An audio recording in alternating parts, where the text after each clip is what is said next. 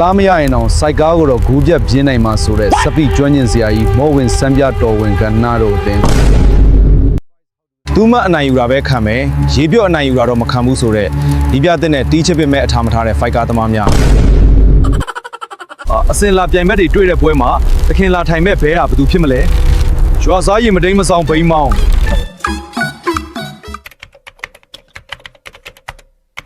နီးပြတစ်ပြောင်းစားမှုကြောက်ထားပြတာကိုအဟုတ်မှတ်နေတဲ့စိုက်ကားကိုရိုက်စားလို့ရမှာချန်ပီလောင်းအသင်းအနေနဲ့တနာမိရရှင့်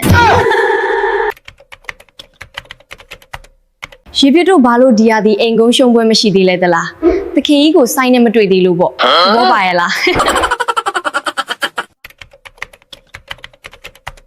တော့